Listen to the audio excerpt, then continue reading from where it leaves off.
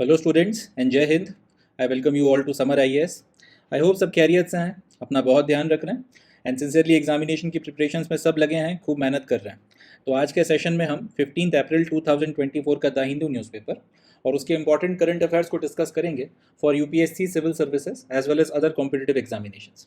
ना सिर्फ हम करंट अफेयर्स डिस्कस करेंगे, साथ ही साथ ये भी देखेंगे कि यहाँ से अगर क्वेश्चंस फ्रेम किए जाते हैं तो किस तरीके के क्वेश्चंस पूछे जा सकते हैं, प्रीलिम्स में, मेंस में एमसीक्यू किस तरह से बनाए जा सकते हैं, आंसर राइटिंग में आप डाटा का इस्तेमाल यहाँ से किस तरह से कर सकते हैं इफेक्टिव आंसर्स लिखने के लिए, सारी चीज़ों को हम लोग डिस्कस करेंगे। सो काफ़ी कुछ है जानने के लिए, काफ़ी कुछ है सीखने के लिए। And now without any further ado here we begin. शुरू करते हैं 15 अप्रैल 2024 के करंट अफेयर्स। तो पहली न्यूज़ जो हमको डिस्कस करनी है वो है छत्तीसगढ़ की एक ट्राइब के बारे में जिसका नाम है Muria tribe. Muria tribe recently news में बनी हुई है और उसकी पीछे की वजह है कि द हिंदू में इसके ऊपर एक लंबा चौड़ा आर्टिकल छपा था।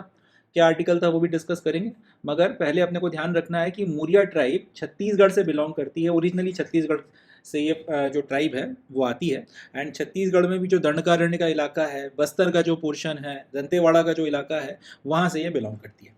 अब समाचार ये है कि नक्सलिज्म के चलते जब बहुत ज़्यादा बड़ी मात्रा में छत्तीसगढ़ में वायलेंस होने लगा तब इस ट्राइब ने वहाँ से पलायन किया और इसके जो लोग थे वो उस ज़माने का जो अनडिवाइडेड आंध्र प्रदेश हुआ करता था, छत्तीसगढ़ और आंध्र प्रदेश की बॉर्डर को क्रॉस करके जस्ट बॉर्डर से जो लगे हुए वहाँ के फॉरेस्ट थे आंध्र प्रदेश के, वहाँ पर जाके ये लोग सेटल हो गए।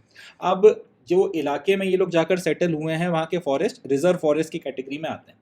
अब रिजर्व फॉरेस्ट के साथ में दिक्कत यह है कि वहाँ पर आप बहुत सी चीज़ें नहीं कर सकते, ना वहाँ पे पेड़ काट सकते हो, ना वहाँ से आप फॉरेस्ट प्रोड्यूस निकाल सकते हो, काफ़ी सारी चीज़ें हैं जो आप वहाँ पर नहीं कर सकते। इसके चलते वहाँ पर इस ट्राइब को रहने में बहुत ज़्यादा समस्या आ रही है और उन्हीं की समस्याओं को हाईलाइट करते हुए ये एक लंबा चौड़ा आर्टिकल लिखा गया था हिंदू में। अब क्योंकि हिंदू में एक आर्टिकल आ गया, इसका मतलब ये जो न्यूज़ है वो करंट अफेयर में एक बर्निंग इशू बन गई है और एग्जामिनर्स इसके ऊपर क्वेश्चन पूछ सकते हैं।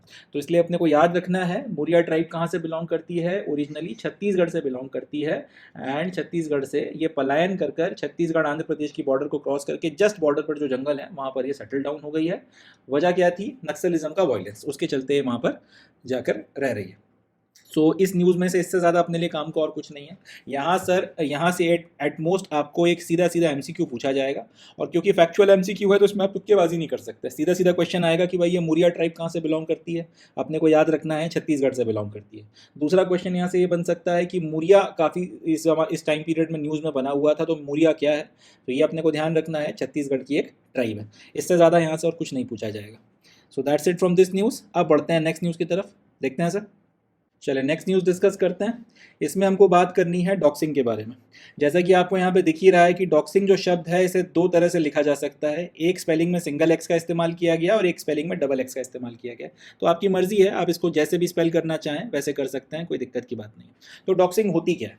Doxing is an act of digitally पब्लिसाइजिंग a persons private details. यानी कि किसी व्यक्ति की अगर कुछ प्राइवेट इन्फॉर्मेशन या प्राइवेट डिटेल है, कोई उसकी फ़ोटोग्राफ्स हो सकती हैं, उसकी कोई ऑडियो हो सकता है, वीडियो हो सकता है, उसका कोई पर्सनल डाटा हो सकता है, लेट्स से कि उसका फ़ोन नंबर हो गया, ईमेल आईडी हो गई, इस तरीके, या फिर गवर्नमेंट से रिलेटेड कोई डॉक्यूमेंट हो सकते हैं। कोई भी उसकी पर्सनल लाइफ से रिलेटेड अगर इन्फॉर्मेशन है जो वो पब्लिक में नहीं लाना चाहता, या जनरली इस तरीके की इन्फॉर्मेशन जो पब्लिक में कोई भी व्यक्ति नहीं शेयर करता है, अब उस तरीके की इन्फॉर्मेशन अगर आप पब्लिक में डाल दो किसी सोशल मीडिया प्लेटफॉर्म पर और इसी के साथ में आप उसको हर एक राह चलते हुए व्यक्ति के लिए एक्सेसिबल बना दो, तो फिर आप बेसिकली क्या कर रहे हो? डिजिटली किसी व्यक्ति की पर्सनल इन्फॉर्मेशन को पब्लिसाइज कर रहे हो, उसको सबके सामने ला रहे हो। ये जो प्रक्रिया है, ये जो प्रोसेस है, इसको बोला जाता है डॉक्सिंग। जनरली डॉक्सिंग में होता यह है कि जो भी व्यक्ति आपकी इन्फॉर्मेशन को डॉक्स करता है वो आपके बड़े हाईली सेंसिटिव पर्सनल डाटा को, जिसका इस्तेमाल या तो आपके खिलाफ किया जा सकता है या फिर कोई व्यक्ति अपना कोई काम निकलवा सकता है उस डाटा की मदद से और उसका इल्ज़ाम आपके ऊपर डाल सकता है, या फिर आपको डिफेम करने के लिए इस तरीके का अगर इस डाटा का इस्तेमाल किया जा सकता है, तो इस तरीके की चीज़ें जो हैं वो पब्लिक में लाकर डाल देते हैं। जैसे कि किसी व्यक्ति का एड्रेस, आपको अगर पॉलिटिक्स में व्यक्ति है तो 10 तरीके की बयानबाजियाँ करना पड़ती हैं, या फिर सोशल मीडिया पर अगर किसी से आपकी बहसबाजी हो गई और बहुत लेट से लोगों ने बिलो द बेल्ट बातें कर दी हैं, अब पता चला एक दूसरे को धमकियाँ देने लगे कि तुम यहाँ मिल, तू वहाँ मिल, और उसमें किसी एक व्यक्ति ने किसी दूसरे व्यक्ति का एड्रेस जो है वो पब्लिक कर दिया कि अरे भाई ये व्यक्ति तो यहाँ रहता है, तो तो इससे क्या है, उस व्यक्ति की सिक्योरिटी खतरे में पड़ जाएगी। या फिर उसका फ़ोन नंबर अगर आपने पब्लिक में डाल दिया, या फिर ईमेल आईडी पब्लिक में डाल दी, उसके गवर्नमेंट डॉक्यूमेंट्स जिसमें उससे रिलेटेड काफ़ी सारी इन्फॉर्मेशन होती हैं, घर का पता, उसका ब्लड ग्रुप, उसकी कहाँ काम करता है, कहाँ उसकी एज कितनी है, और बाकी सारी 10 तरीके की चीज़ें अलग अलग जो डॉक्यूमेंट्स में रहती हैं, तो उससे भी उसकी सिक्योरिटी खतरे में पड़ सकती है। एम्प्लॉयमेंट डिटेल्स की पता चला कि आप सोशल मीडिया पे अपनी बात जो है लिखते हो और किसी एक पर्टिकुलर पॉलिटिकल पार्टी के लोगों को वो बात पसंद नहीं आती, तो उन्होंने पता चला आपकी एम्प्लॉयमेंट डिटेल निकालनी कि आप कहाँ काम करते हो, खासतौर पर प्राइवेट जॉब्स होती हैं, और फिर उनको टैग कर करके, या फिर उनको वो ट्वीट्स में खासतौर पे ये चीज़ होती है ट्विटर पे, कि आप टैग करके उनको फिर बोलने लगते हो कि देखो आपका एम्प्लॉय ऐसी बातें कर रहा है, वैसी बातें कर रहा है। तो आप अपने मन की बात भी लाइक जो है कहीं पे शेयर नहीं कर सकते, इस डर से कि आपकी फिर अगर एम्प्लॉयमेंट डिटेल किसी के हाथ में लग गई तो आपको नौकरी वोकरी से निकलवा दिया जाए। तो इस तरीके की जो हरकतें होती हैं, इस तरीके का जो सेंसिटिव डाटा है जो आपके खिलाफ इस्तेमाल हो सकता है, या जिसके चलते आपकी सिक्योरिटी खतरे में पड़ जाती है, जनरली जो डॉक्सर्स होते हैं, जो डॉक्सिंग करते हैं, वो इस तरीके की इन्फॉर्मेशन को पब्लिक में डाल देते हैं। And it goes without saying कि जनरली इस तरीके की इन्फॉर्मेशन इलीगल मेथड्स के थ्रू निकाली जाती है, या तो हैकिंग की जाती है या फिर उसकी थेफ्ट की जाती है।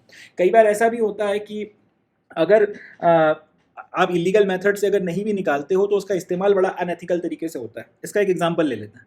जैसे कि मैं ट्विटर पर हूँ और मैंने अपना कोई आईडी वगैरह बना रखी है, लेट्स से मैंने अपना नाम उसमें कुछ डाल रखा है। अब मैं एक खास तरीके की पॉलिटिकल पार्टी को या फिर उसकी आइडियोलॉजी को सपोर्ट करता हूँ और दूसरी तरीके की पॉलिटिकल पार्टी या आइडियोलॉजी को पसंद नहीं करता। अब जिसको मैं पसंद नहीं करता उसके खिलाफ मैं कुछ कमेंट वगैरह कर रहा हूँ, तो डेमोक्रेसी में मुझे हक है कि अगर मैं गाली गलौच नहीं कर रहा, किसी को अगर मैं हार्म नहीं कर रहा, हरास नहीं कर रहा, तो मैं अपनी बात कह सकता हूँ, अगर मैं पॉलिसीज को अगर क्रिटिसाइज करता हूँ इस तरीके से। अब पता चला जिस पॉलिटिकल पार्टी को या जिस नेता को अगर मैं क्रिटिसाइज कर रहा हूँ, उसके फॉलोअर्स को ये पसंद नहीं आया, उन्होंने किसी तरीके से मेरी लिंक्डइन की प्रोफाइल ढूंढ ली और उस पर उनको मेरा जो नाम है और मैं कहाँ काम करता हूँ सब पता चल गया, और उस इन्फॉर्मेशन को फिर वो लेकर आ गए ट्विटर पर, और उसके बाद फिर वो मेरे एम्प्लॉयर्स को टैग कर कर कर जो है लिख रहे हैं कि भाई ये हमारे नेता के बारे में ऐसा सोचता है, आपके क्या विचार है, ऐसे व्यक्ति को आपने काम पे क्यों रखा है। तो इससे होगा ये कि मेरा जो एम्प्लॉयर है उसके ऊपर भी दबाव पड़ेगा कि यार मेरे ये इसके चलते कहीं मेरी कंपनी पे नुकसान ना पड़ जाए, तो पता चला वो मुझे नौकरी से निकाल देगा। तो एक तो ये है कि डॉक्सिंग में जनरली आप इन्फॉर्मेशन इलीगल तरीकों से हासिल करते हो कि आप हैकिंग कर लो, थेफ्ट कर लो, बट कई बार इन्फॉर्मेशन अगर इलीगल मेथड से नहीं निकाली जाती तो फिर वो अनएथिकल तरीके से इस्तेमाल जरूर की जाती है। कि अगर मैंने अपनी इन्फॉर्मेशन अगर कहीं पर डाल रखी है, मगर जनरली वो जो इन्फॉर्मेशन है बहुत ज़्यादा लोग अगर उसे एक्सेस नहीं कर सकते, या फिर वो बड़ी आप कह सकते हैं फेमस किस्म की प्रोफाइल नहीं है मेरी और उसमें कुछ इन्फॉर्मेशन पड़ी हुई है, पता चला आप वहाँ से जो है इन्फॉर्मेशन खुद कर निकाल कर लिया और उसको आप मेरे खिलाफ इस्तेमाल कर रहे हो, तो ये कायदे से इलीगल तो नहीं कहा जा सकता, मगर हाँ ये अनएथिकल ज़रूर कहा जा सकता है। तो प्रोमिनेंटली मेजरली अगर आप बात करोगे तो जो भी डॉक्सिंग की जाती है उसमें इन्फॉर्मेशन इलीगल मेथड्स के थ्रू ही हासिल की जाती है, बट कई बार अगर आप इस तरह से कह सकते हैं कि मेथड अगर इलीगल नहीं है तो वो कम से कम अनएथिकल तो होता ही होता है। ये एक पर्टिकुलर पॉइंट है जो अपने को ध्यान रखना है। साथ और वही बात जो है कि अगर आपकी इन्फॉर्मेशन प्राइवेट है या सेमी प्राइवेट है, कंटेंट अगर आप शेयर नहीं करना चाहते सबके साथ में या पब्लिक कंजम्पशन में नहीं डालना चाहते बड़ी मात्रा में, उसकी अगर डॉक्सिंग हो जाती है तो फिर इससे आपका बड़ी मात्रा में हरासमेंट होने की चांसेस हैं। ना सिर्फ आपका, आपकी पूरी की पूरी जो फैमिली है उसकी सिक्योरिटी भी जो है वो खतरे में पड़ जाती है या पड़ सकती है। इस तरीके की चीज़ें जो हैं डॉक्सिंग वगैरह, इस सारी चीज़ों के चलते डॉक्सिंग बहुत ज़्यादा खतरनाक हो जाती है। डॉक्सिंग से बहुत सारी प्रॉब्लम्स क्रिएट हो सकती हैं। खास तौर पे ट्विटर की अगर बात की जाए तो वहाँ पर ये चीज़ बहुत ज़्यादा देखने को मिलती है कि अगर किसी व्यक्ति ने किसी तरीके की कोई अपनी ओपिनियन रखी हुई है तो फिर कुछ सर्टेन तरीके की प्रोफाइल्स हैं वो इसी काम में लगी हुई हैं कि भाई उसकी इन्फॉर्मेशन खुद के निकालते हैं और उसके बाद फिर उसके एम्प्लॉयर को टैग करने लगते हैं। अब या तो आदमी फिर अपना अकाउंट बंद कर आके या फिर उसको डिलीट करके भाग जाता है, या फिर होता यह है कि कई लोगों की फिर नौकरियां भी चली गई हैं इसी के चलते, काफ़ी जो है इसका गलत इस्तेमाल हुआ है। तो एक तरीके से आप ये कह सकते हो कि डॉक्सिंग आज की तारीख में साइबर बुलिंग के लिए बहुत ज़्यादा इस्तेमाल हो रहा है, और ये साइबर बुलिंग के चलते कई लोगों की जॉब्स जा रही हैं, कई लोगों की को हरास किया जा रहा है, कई लोगों की ऐसी इन्फॉर्मेशन वायरल की जा रही हैं जिसके चलते उनकी और उनकी फैमिली की जो है बहुत बदनामी हो रही है। सारी चीज़ें जो हैं इसमें डॉक्सिंग एक बहुत बड़ा किरदार निभा रही है, और इसके चलते आने वाले वक्त में मुझे पूरी उम्मीद है कि इसके खिलाफ कुछ ना कुछ कानून वगैरह बनाना पड़ेंगे, क्योंकि अब सिक्योरिटी सिर्फ आपको सोसाइटी में सेफ्टी एंड सिक्योरिटी की बात नहीं है, अब आपको कहीं ना कहीं एक साइबर सिक्योरिटी की भी ज़रूरत महसूस होने लगी है। देश में अब एक इस तरीके के कानून बनने की ज़रूरत है कि भाई आपकी जो है साइबर सिक्योरिटी का भी ध्यान रखा जाए। तो उसके लिए ये कहीं ना कहीं कानून वगैरह बनेंगे और उसमें ये जो डॉक्सिंग की हरकतें हो रही हैं ये एक बहुत बड़ा रोल अदा करेंगी। तो इसके चलते ये जो पर्टिकुलर खबर है ये काफ़ी ज़्यादा न्यूज़ में बनी हुई है, एंड क्योंकि यूपीएससी करंट अफेयर्स में से कुछ ना कुछ पूछती ज़रूर है, तो यहाँ से डॉक्सिंग क्या है, डॉक्सिंग क्या होती है, डॉक्सिंग क्या हमेशा इलीगल ही होती है या लीगल हो सकती है, इस तरीके के पॉइंट्स वगैरह बनाकर एक एमसीक्यू यहाँ से बनाया जा सकता है। तो हमको याद रखना है डॉक्सिंग क्या है। हर बार इलीगल हो ज़रूरी नहीं है, कई बार आप लीगल मेथड्स की मदद से इन्फॉर्मेशन निकाल सकते हो, मगर उसका इस्तेमाल आप कैसे कर रहे हो उसके बेसिस पे डिटरमाइन होगा कि वो लीगल, कि वो आपका एथिकल है या फिर अनएथिकल है। एंड ऑब्वियसली बात है, अगर किसी का हरासमेंट या साइबर बुलिंग में उसका इस्तेमाल हो रहा है तो फिर पूरी की पूरी जो इंटेंट है उस बात उस पर आ जाती है, और इंटेंशन की फिर पॉइंट ऑफ व्यू से देखा जाए तो पूरी की पूरी जो ये प्रक्रिया है वो इलीगल तो है। लोगों की ज़िंदगियाँ खराब हो जाती हैं, लड़कियों को खासतौर पर खूब परेशान किया जाता है, तो ये एक बर्निंग इशू बना हुआ है। सो that's it about doxing, that's it from this news. इसमें से भी वो ये है कि अगर क्वेश्चन बना तो सीधा सीधा आएगा कि डॉक्सिंग क्या होती है, और या फिर कुछ आपको सिनेरियो वगैरह दे दिया जाएगा और उसके बाद पूछा जाएगा कि इसमें ये जो पूरी चीज़ हो रही है कि आदमी कहीं से इन्फॉर्मेशन निकाल के पब्लिक कर रहा है और उससे हरास करवा रहा है, परेशान कर रहा है, तो ये पूरी प्रक्रिया क्या है। तो अपने को याद रखना है कि इसको डॉक्सिंग कहा जाता है। चलें आगे बढ़ते हैं, चलें नेक्स्ट न्यूज़ डिस्कस करते हैं। तो समाचार यह है कि रिसेंटली सुप्रीम कोर्ट का एक जजमेंट आया है, और उस जजमेंट में सुप्रीम कोर्ट ने उत्तराखंड का जो जिम कॉर्बेट नेशनल पार्क है, जो जिम कॉर्बेट नेशनल पार्क है, वहाँ पर टाइगर सफारी को बैन कर दिया। ठीक है जी, सुप्रीम कोर्ट ने एक रीसेंट फैसले में उत्तराखंड के जिम कॉर्बेट नेशनल पार्क में टाइगर सफारी को बैन कर दिया। इसके ऊपर द हिंदू में एक लंबा चौड़ा आर्टिकल छपा था। अब वो पूरा आर्टिकल तो खैर अपने लिए बहुत ज़्यादा काम का नहीं था। उसमें ये टाइगर सफारी जो बेसिकली एक तरीके का इको टूरिज्म होता है, उसके फ़ायदे नुकसान के बारे में बात की गई थी। सुप्रीम कोर्ट ने जिन एस्पेक्ट्स को कंसिड्रेशन में लिया था उसको डिस्कस किया गया था, जिनको नहीं लिया था उनको डिस्कस किया गया था। तो इस तरीके से एक लंबा चौड़ा आर्टिकल छपा था। इस पूरे आर्टिकल को पढ़ने के बाद में जो पॉइंट्स अल्टीमेटली मैंने निकाले, जो पॉइंट्स निकल कर आए इसमें से मेन, तो उनको रीड करते हुए मुझे ऐसा लगा कि प्रीलिम्स के लिए तो खैर ये न्यूज़ उतनी काम की नहीं है, बट मेन सेंसर राइटिंग में अगर बायोडाइवर्सिटी के ऊपर कोई क्वेश्चन पूछा जाता है तो उसमें ये न्यूज़ हमारे लिए बहुत काम की है। इसके जो पॉइंट्स या जो फैक्ट्स निकल कर आ रहे हैं, अगर हम इनको कोट करेंगे तो हमारा आंसर ज़्यादा इफेक्टिव बनेगा, ज़्यादा अच्छा आंसर जो है वो दिखेगा, एंड ऑब्वियसली बात है एग्जामिनर को इंप्रेस करेगा और हमको ज़्यादा मार्क्स फैच करेगा। तो यहाँ पर जो ये स्लाइड्स मैंने आपके लिए बनाई हैं, उस न्यूज़ का कंटेक्स्ट ना देके मैंने डायरेक्ट लिखा है कि some facts for mains on biodiversity. तो बैकग्राउंड मैंने आपको बता दिया कि बायोडाइवर्सिटी के फैक्ट्स मैंने किस न्यूज़ से निकाले। अब अपन फैक्ट्स को एक एक करके डिस्कस करते हैं। सबसे पहला जो फैक्ट हमको डिस्कस करना है वो है इको टूरिज्म के बारे में। पहला सवाल तो ये कि इको टूरिज्म होता क्या है। देखिए, अगर कोई नेशनल पार्क है या फिर कोई प्रोटेक्टेड एरिया है, किसी पर्टिकुलर तरीके की स्पीशीज़ के कंजर्वेशन के लिए अगर आपने कोई इलाका जो है उसको कंजर्व कर रखा, अब वहाँ पर जनरली ऐसा होता है कि कोई अगर फॉरेस्ट का इलाका है तो वहाँ पे ट्राइबल्स भी रहते हैं काफ़ी बड़ी मात्रा में। अगर किसी इलाके को आपने प्रोटेक्टेड एरिया डिक्लेयर कर दिया तो फिर वहाँ पर बहुत सी एक्टिविटीज़ बैन हो जाती हैं। जैसे कई इलाकों में फिर उन ट्राइबल्स का जाना बंद हो जाता है। उनको पेड़ अगर काटने हैं तो उसकी परमिशन नहीं मिलती। अगर फॉरेस्ट प्रोड्यूस लेकर आना है जंगल से तो कई बार उसकी परमिशन नहीं मिलती है, बहुत लिमिटेड टाइम के लिए मिलती है। इन सब चीज़ों के चलते वो ट्राइबल्स या वो आदिवासी लोग जो जंगल में हज़ारों सालों से रह रहे हैं, उनकी जो लाइवलीहुड है उसके ऊपर काफ़ी एक चोट लगती है।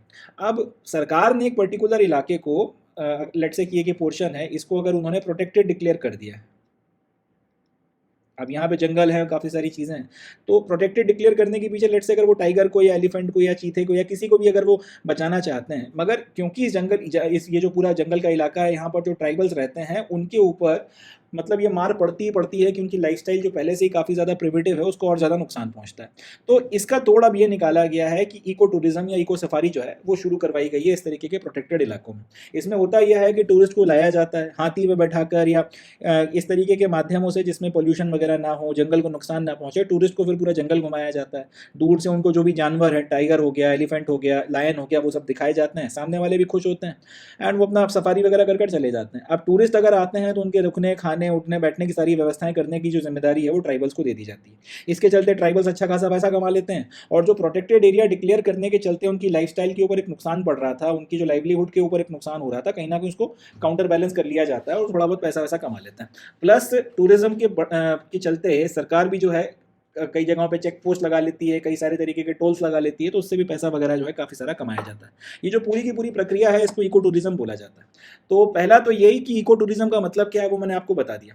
अब इको टूरिज्म जो है इसके रिस्पेक्ट में अगर कहीं कोई क्वेश्चन आ जाए या फिर अगर आपको ये बोला जाए कि भाई ऐसे इलाके जो प्रोटेक्टेड हैं या फिर प्रोटेक्टेड इलाके के आसपास रहने वाले अगर कोई लोग हैं तो उनकी भलाई के लिए हम लोग क्या कर सकते हैं, तो उसमें आप इस पर एक पर्टिकुलर पॉइंट को कोट कर सकते हैं कि हम लोग वहाँ पे इको टूरिज्म को बढ़ावा दे सकते हैं। इको टूरिज्म क्या अब आप लिख लेंगे एक लाइन में है 2 लाइन में उसकी डेफिनेशन की प्रोटेक्टेड इलाकों में अगर लोगों को सफारी के लिए लेकर जाया जाए, जंगल के और जंगल के जो वन्य जीव हैं उनके दर्शन के लिए लेकर जाया जाए, तो ये पूरी इको टूरिज्म की प्रोसेस कहलाती है। इको टूरिज्म एक साथ कई सारे जो एस्पेक्ट्स हैं या फिर कई सारे गोल्स को अटेन करने में मदद करता है।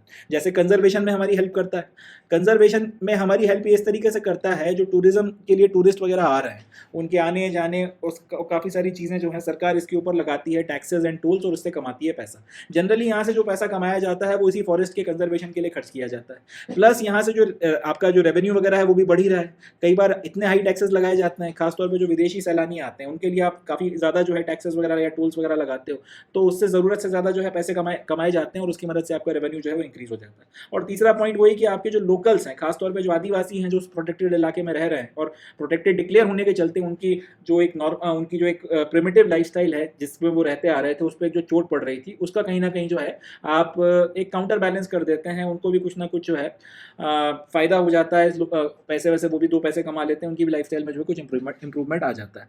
तो चाहे नेशनल लेवल पर बात की जाए, नेशनल फॉरेस्ट डिपार्टमेंट की बात की जाए या फिर स्टेट लेवल पर फॉरेस्ट अथॉरिटीज़ की बात की जाए, सारे के सारे लोग इस बात को मानते हैं कि चाहे कंजर्वेशन की बात हो, चाहे रेवेन्यू जनरेशन की बात हो, इको टूरिज्म एक रामबाण इलाज है, एक पेनाकिया है। इसको याद रखिएगा, पेनाकिया शब्द का मतलब होता है हर समस्या का हल। तो कहीं ना कहीं सेंटर के लेवल पर भी और स्टेट के लेवल पर सरकारें ये मानकर चल रही हैं कि इको टूरिज्म जो है बेसिकली एक पेनाकिया है, एक रामबाण इलाज है। अगर हम फॉरेस्ट कंजर्वेशन भी करवाना चाहते हैं, साथ ही साथ हम लोगों की लाइफस्टाइल को भी इंप्रूव कराना चाहते हैं ऐसे इलाकों में, तो इको टूरिज्म हमारे लिए बहुत काम की चीज़ साबित हो सकता है। अब ये बड़ी एक आयरॉनिकल बात है कि सुप्रीम कोर्ट ने ये माना है कि इको टूरिज्म जो है वो कहीं ना कहीं पेनाकिया नहीं है, वो हर जगह रामबाण इलाज नहीं बनता। और खासतौर पे जिम कॉर्बेट का एग्जांपल देते हैं, उन्होंने बताया था कि इको टूरिज्म के चलते कहीं ना कहीं आपके जो टाइगर्स हैं उनका जो एक नेचुरल लाइफस्टाइल है, उनकी जो हैबिटेट है वो डिस्टर्ब हो रहा है, तो उसके चलते उन्होंने उठा के उसको बैन कर दिया। हो सकता है आगे आने वाले वक्त में बैन को थोड़ा ढीला करवाया जाए, कुछ सर्टेन टाइम पीरियड जब उनका जैसे खासतौर पर प्रजनन का टाइम पीरियड रहता है तब इस बैन को ज़्यादा फोर्सफुली कंटिन्यू करवाएं और बाकी टाइम पे ना करवाएं, जो भी हो। मगर सुप्रीम कोर्ट ने एक अलग पोजीशन ली है और सेंट्रल गवर्नमेंट या स्टेट गवर्नमेंट की अगर बात की जाए तो उनकी पोजीशन ऑल टुगेदर अलग है।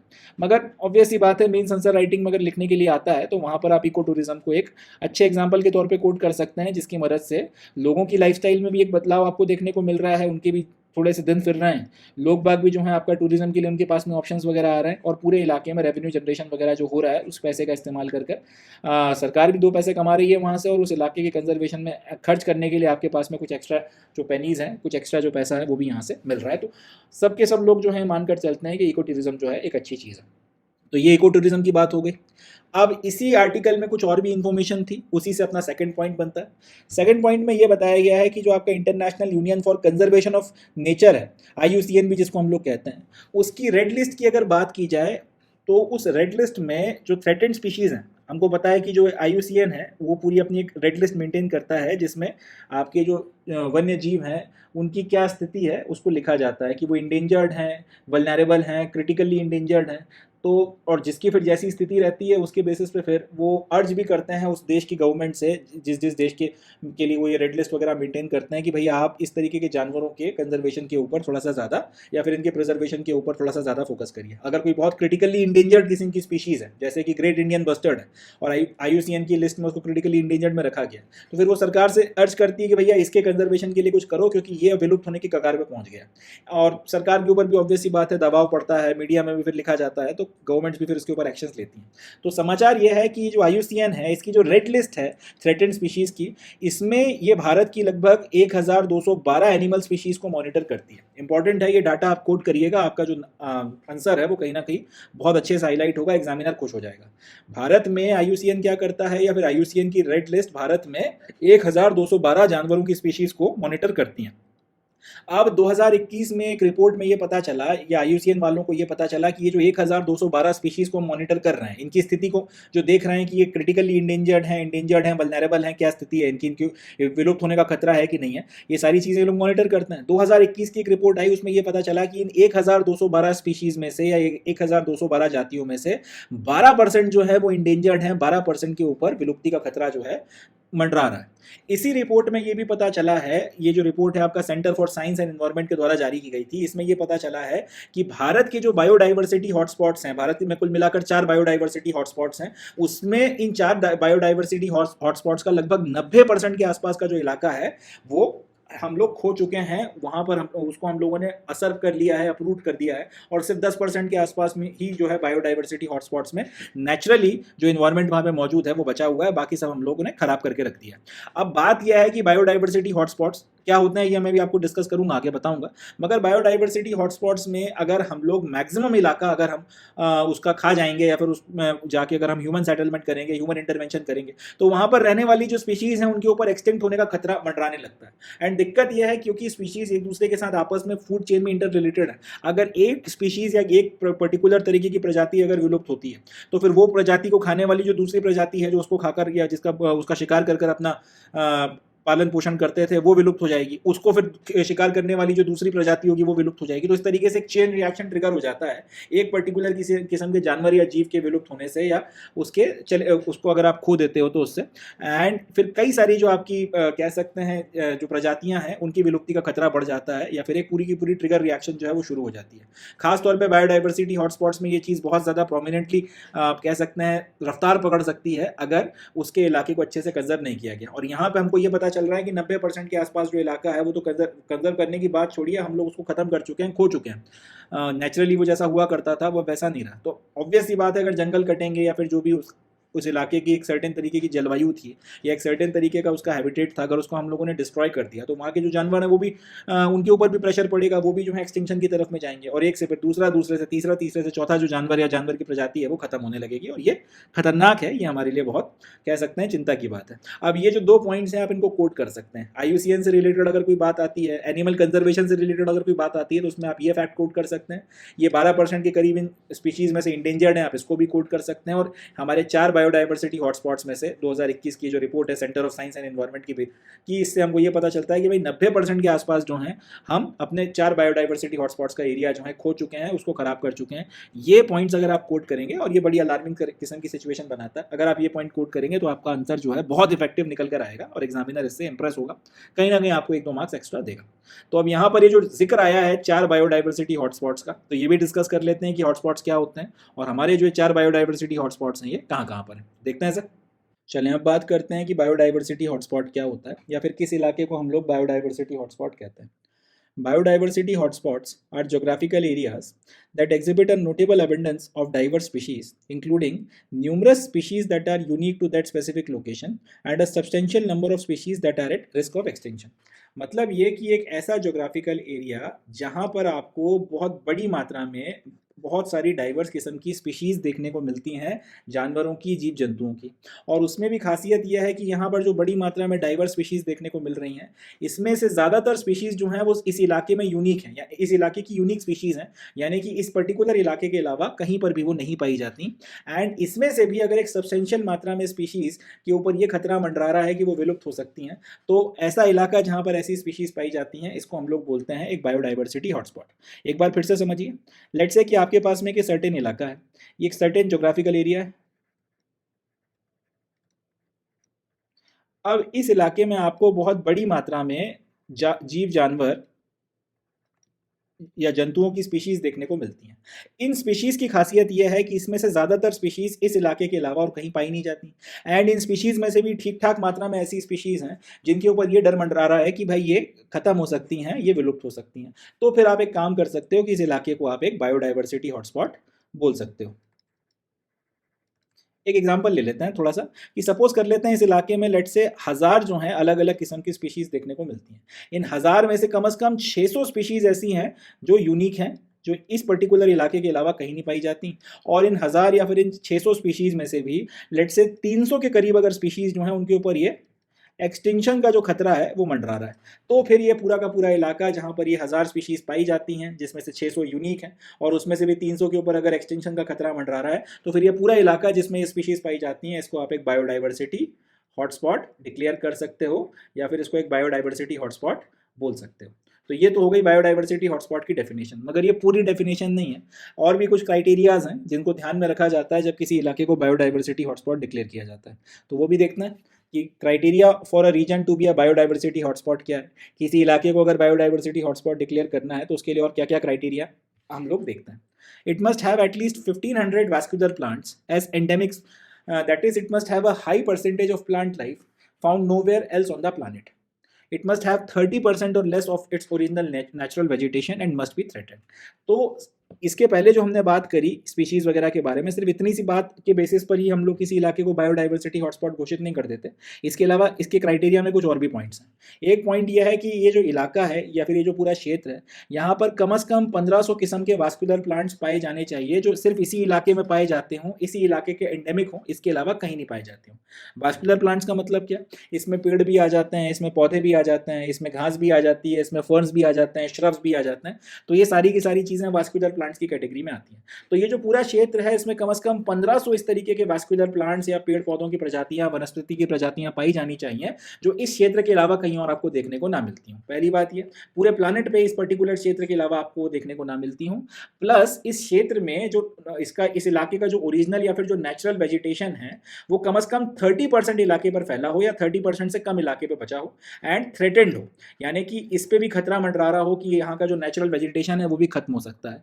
ऐसी परिस्थिति में हम लोग इस इलाके को, अगर ये दूसरी कंडीशन भी सेटिस्फाई होती है, तब हम लोग बायोडाइवर्सिटी हॉटस्पॉट डिक्लेयर करेंगे। अच्छा, एक बात अपने को याद रखनी है कि एक हॉटस्पॉट जो है वो एक हॉटस्पॉट जो है वो इररिप्लेसेबल होता है। मतलब ये कि अगर एक बार किसी इलाके को जो बायोडाइवर्सिटी हॉटस्पॉट है अगर वो किसी वजह से खत्म हो गया या किसी वजह से अगर वो बायोडाइवर्सिटी हॉटस्पॉट की जो आपकी कैटेगरी है उसको पूरा नहीं करता, तो उसके बाद फिर से आप ये कोशिश करो कि यहाँ पे कंजर्वेशन एफर्ट्स चला के इसको फिर से हम लोग बायोडाइवर्सिटी हॉटस्पॉट बना लेंगे, तो ऐसा नहीं हो सकता। एक बार अगर एक बायोडाइवर्सिटी हॉटस्पॉट खत्म हो जाता है तो फिर वो खत्म हो जाता है, उसका कुछ नहीं किया जा सकता। तो अपनी जो ये डेफिनेशन है बायोडाइवर्सिटी हॉटस्पॉट की, थोड़ा सा इसको हम लोग अब एक्सपैंड करते हैं। ये छोटा एक सर्टेन एक इलाका है, इस इलाके में आपकी काफ़ी बड़ी मात्रा में स्पीशीज़ जो हैं ये जो जीव जंतु हैं उनकी स्पीशीज़ पाई जाती हैं। उन स्पीशीज़ में से बड़ी मात्रा में जो स्पीशीज़ हैं वो यहाँ की यूनिक स्पीशीज़ हैं और उसमें से भी काफ़ी बड़ी मात्रा में जो स्पीशीज़ हैं वो थ्रेटेंड है, यानी कि इनके ऊपर एक्सटेंशन का खतरा मंडरा रहा है। एक तो ये क्राइटेरिया हो गया। दूसरा, यहाँ पे कम से कम 1500 इस तरीके के वनस्पतियाँ या पेड़ पौधे या श्रब्स या फर्न्स पाए जाने चाहिए जो पूरी दुनिया में कहीं और इस इलाके के अलावा ना मिलते हों। प्लस इस इलाके का कम से कम इस इलाके का जो नेचुरल वेजिटेशन है, जो यहाँ पे प्राकृतिक तौर पर जो वेजिटेशन उगा करता था, वो इसके 30% या 30% से कम इलाके में बचा है एंड ये जो नेचुरल वेजिटेशन है ये भी अपने आप में थ्रेटेंड है। तो ऐसी कंडीशन में हम लोग ये बोलेंगे कि ये इलाका एक बायोडाइवर्सिटी हॉटस्पॉट है। एक बात, और दूसरी बात यह कि ये जो थ्रेटेंड है, चाहे इसकी प्लांट स्पीशीज़ हों चाहे इसकी एनिमल स्पीशीज़ हों, अगर इन सब के खत्म होने के चलते ये इलाका अगर बायोडाइवर्सिटी हॉटस्पॉट नहीं रह गया, अगर बायोडाइवर्सिटी हॉटस्पॉट के तौर पर ये इलाका खत्म हो गया, तो फिर हम लोग यहाँ पे कंजर्वेशन एफर्ट्स चलाकर उसको रिप्लेस नहीं कर सकते, हम लोग उसको फिर से जो है बायोडाइवर्सिटी हॉटस्पॉट नहीं बना सकते। तो ये अपने को ध्यान रखना है। अब हमने यहाँ पे ये देखा था इसके पहले कि ये जो रिपोर्ट है इसमें ये बताया गया था कि इंडिया के जो 4 बायोडाइवर्सिटी हॉटस्पॉट हैं उसमें से चारों के चारों जो हैं वो अपना जो 90% के आसपास एरिया है वो खो चुके हैं, वहाँ पर जो नेचुरल वेजिटेशन वगैरह था वो खत्म हो चुका है।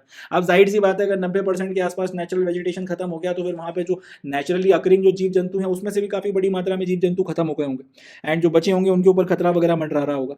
तो क्वेश्चन ये उठेगा कि ये जो 4 बायोडाइवर्सिटी हॉटस्पॉट्स हैं वो कहाँ कहाँ पर है और इनके क्या क्या नाम है। तो अब हम लोग वो देखते हैं कि भारत के 4 जो बायोडाइवर्सिटी हॉटस्पॉट्स हैं उनके क्या नाम है और वो कहाँ पर है।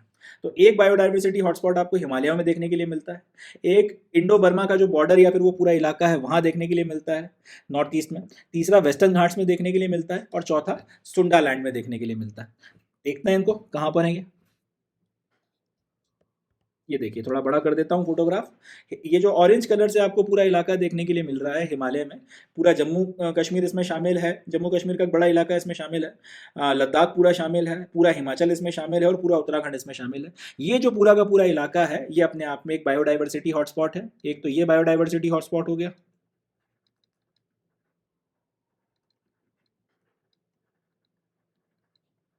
दूसरा, ये जो वेस्टर्न घाट का इलाका आपको देखने को मिल रहा है ये अपने आप में एक बायोडाइवर्सिटी हॉटस्पॉट है।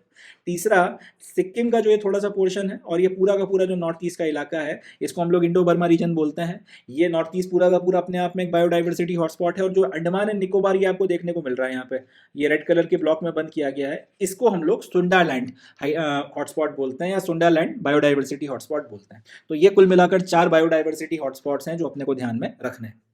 अब ये पूरी न्यूज़ हम लोगों ने डिस्कस करी। यहाँ से बायोडाइवर्सिटी हॉटस्पॉट के ऊपर क्वेश्चंस वगैरह जो हैं पूछे जा सकते हैं, बायोडाइवर्सिटी हॉटस्पॉट्स के ऊपर क्वेश्चंस बन सकते हैं, और खास तौर पे अगर एमसीक्यू आया तो अच्छा खासा एक एमसीक्यू बनकर तैयार होगा। तो अपने को याद रखना है, फिर से एक बार रिपीट कर दूं, किस इलाके को हम लोग बायोडाइवर्सिटी हॉटस्पॉट कहते हैं। सबसे पहला तो वहाँ पर काफ़ी बड़ी मात्रा में आपको जीव जंतुओं की स्पीशीज़ जो है बड़ी मात्रा में देखने को मिलनी चाहिए, लार्ज नंबर ऑफ स्पीशीज़। और ये जो जीव जंतु हैं उनकी स्पीशीज़ लार्ज नंबर में जो देखने को मिलनी चाहिए, उसमें से मैक्सिमम जो है वो इसी इलाके में पाई जाने वाली स्पीशीज़ होनी चाहिए, वो स्पीशीज़ दुनिया में फिर कहीं और ना मिलती हों। तीसरा, उसमें से काफ़ी बड़ी मात्रा में जो है स्पीशीज़ थ्रेटेंड हैं, उनके ऊपर विलुप्त होने का खतरा बढ़ रहा है। इसके बाद की क्या कंडीशन है? चौथी कंडीशन यह है कि इस इलाके में कम से कम 1500 वास्कुलर प्लांट्स या ट्रीज़ या फिर श्रब्स या फिर फर्न्स इस तरीके के मिलने चाहिए जो एंडेमिक हो इसी इलाके में, यानी कि इसके अलावा दुनिया में कहीं और ना पाए जाते हों। उसके बाद में इस इलाके का जो नेचुरल वेजिटेशन है, या तो वो इसके 30% या 30% से कम के इलाके में फैला हो, एंड ये भी थ्रेटेंड हो। प्लस ये दोनों कंडीशंस अगर एक ही वक्त पर सेटिस्फाई होती हैं तो हम लोग बोलते हैं कि फिर ये इलाका आपका बायोडाइवर्सिटी हॉटस्पॉट है। और अगर इसके बेसिस पर देखा जाए तो भारत में ये 4 इलाके, हिमालय हो गया, वेस्टर्न घाट हो गया, नॉर्थ ईस्ट का पूरा इलाका हो गया, और ये हमारा अंडमान एंड निकोबार के आइलैंड्स हो गए जिसको सुंडालैंड बोला जा रहा है। ये 4 इलाके जो हैं वो हमारे बायोडाइवर्सिटी हॉटस्पॉट के तौर पर निकल कर आते हैं। अब यहाँ पे इतना सारा क्राइटेरिया और इन्फॉर्मेशन है कि इसके ऊपर एक बहुत बढ़िया एमसीक्यू बनकर तैयार होगा, और अगर अपन लोग उसको डिटेल में नहीं पढ़ेंगे तो फिर उसका जवाब देते अपने को नहीं बनेगा। ये प्रोमिनेंटली वो एमसीक्यू हैं जो सबसे नहीं बनते, जिनसे बनते हैं फिर उनका प्रीलिम्स निकल जाता है, और जिनसे नहीं बनते फिर वो निपट जाते हैं। इसलिए अपने को ये इन्फॉर्मेशन वगैरह जो है अच्छे से ध्यान रखनी है, इसमें से क्वेश्चन वगैरह पूछा जा सकता है। तो जितने भी इंपॉर्टेंट फैक्ट्स थे इको बायोडाइवर्सिटी के ऊपर मेंस के पॉइंट ऑफ व्यू से वो भी हमने डिस्कस कर लिए, और लास्ट में आपका जो आपकी बायोडाइवर्सिटी हॉटस्पॉट्स की जो डेफिनेशन है उसके बेसिस पे हमने क्राइटेरिया भी देख लिया। तो अगर अब लिखने के लिए आता है कि भाई आपका इस तरीके का डेवलपमेंट करना है कि प्रकृति को भी नुकसान ना पहुंचाया जाए, सस्टेनेबल तरीके से डेवलपमेंट में, और लोगों की लाइवलीहुड भी बनी रहे, तो उसके लिए ये अपना इको टूरिज्म एक अच्छा मेथड हो सकता है। इसके बारे में आप अच्छे से एक्सप्लेन कर सकते हो।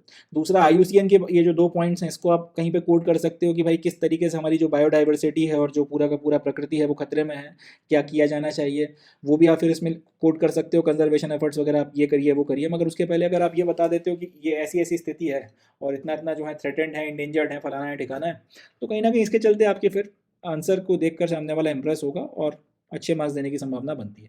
एंड लास्ट में फिर हम लोगों ने इसको इत्मीनान से डिटेल में पढ़ाई है कि बायोडाइवर्सिटी हॉटस्पॉट क्या होता है। इसके ऊपर एक एमसीक्यू पूछा जा सकता है, और अगर एमसीक्यू आ गया तो अब मुझे आप लोगों से पूरी उम्मीद है कि अब आप इसको कर लेंगे। एंड ऑब्वियस सी बात है, ये एमसीक्यू एक आसान एमसीक्यू तो होगा नहीं। इसमें अब जैसे 1500 यहाँ पे लिखा हुआ है, तो 1500 को यूपीएससी चाहे तो 1600 कर सकती है, 1400 कर सकती है। तो आपको एग्जैक्ट डाटा जो है ध्यान रखना है। एग्जैक्ट डाटा ध्यान रहेगा तो ही आप सही जवाब दे पाएंगे। नहीं तो कई बार वो तुक्केबाजी में गलत हो जाता है कि नंबर तो जनरली गलत ही होता है। अब अगर उन्होंने 1500 ही लिख दिया और आपको नंबर कहते पता ही नहीं, तो फिर आप गलत कर रह जाओगे। इसलिए यहाँ से एमसीक्यू अगर बना तो तगड़ा एमसीक्यू बनेगा। इसलिए इस इन्फॉर्मेशन को भी अपने को अच्छे से ध्यान रखना है। एंड लास्ट में ये फोटोग्राफ की मदद से आप ये याद रख सकते हो कि 4 कुल मिलाकर आपके बायोडाइवर्सिटी हॉटस्पॉट है। उसमें भी 3 तो चलो नाम से ही जाने जाते हैं, नॉर्थ ईस्ट का इलाका, हिमालय और वेस्टर्न घाट। सुंडालैंड सुन के कई लोगों को ये लगेगा कि यार सुंडालैंड क्या होता है, इसको तो कभी नाम ही नहीं सुना।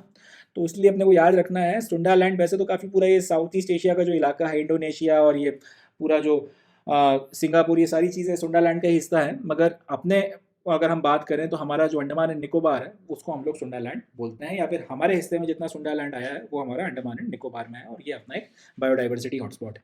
तो इतना जो है अपने को इसमें से याद रखना है। यहाँ से क्वेश्चंस वगैरह काफ़ी बन सकते हैं, पूछे जा सकते हैं, और अगर आ गए बायोडाइवर्सिटी में तो फिर अपने से अब करने हैं, अपने को अब बनने चाहिए। So that's it from this news. आगे बढ़ते हैं। So with this we come to end of today's session. आज के सेशन में बस इतना ही। अब मैं मिलता हूँ आपसे नेक्स्ट सेशन में, जिसमें हम 16 अप्रैल 2024 के द हिंदू न्यूज़पेपर और उसके इंपॉर्टेंट करंट अफेयर्स को डिस्कस करेंगे। बट इस सेशन के बाद में अब मुझे आप लोगों से पूरी उम्मीद है कि अगर मुरिया ट्राइब के ऊपर कोई क्वेश्चन आता है तो आपसे बन जाएगा। अब आपको पता है कि डॉक्सिंग किस बला का नाम है, डॉक्सिंग किसको कहते हैं, और उसके ऊपर अगर कोई क्वेश्चन आएगा तो आप वो कर लेंगे। एंड बायोडाइवर्सिटी के ऊपर जो वेरियस एस्पेक्ट्स हमने पढ़े हैं, इको टूरिज्म की जो बात करी है, IUCN का जो डाटा हमने देखा है, एंड बायोडाइवर्सिटी हॉटस्पॉट की डेफिनेशन, प्लस भारत में जो 4 बायोडाइवर्सिटी हॉटस्पॉट हैं इनके लोकेशन और इनके नाम जो हमने देखे हैं। अब इसके ऊपर अगर कोई क्वेश्चन, कोई एमसीक्यू आता है तो फिर आप उसको अच्छे से जवाब दे पाएंगे, और वो किसी भी एग्जामिनेशन में पूछा जाए अब आपसे वो जवाब देते बनेगा। सो इसी नोट पे I will be calling it the day and concluding the session. मिलता हूँ आपसे नेक्स्ट सेशन में, तब तक के लिए अपना बहुत ध्यान रखें, खुश रहें, पॉजिटिव रहें एंड हमेशा याद रखें कि समर शेष है, the war is yet not over. Thank you and जय हिंद।